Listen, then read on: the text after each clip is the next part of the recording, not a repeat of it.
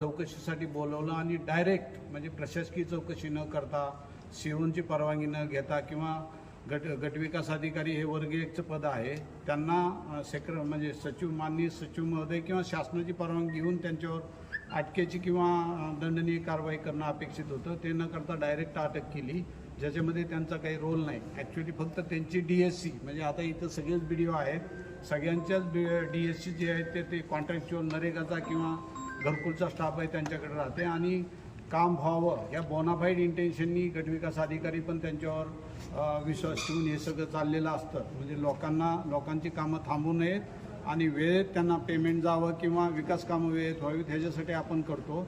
आणि त्याचा गैरफायदा घेऊन आमच्या एका गटविकास अधिकाऱ्यांना डायरेक्ट अटक केली. त्याच्या निषेधार्थ आम्ही हे सामूहिक रजेचं आंदोलन करतोय. माननीय मुख्य कार्यकारी अधिकाऱ्यांना आणि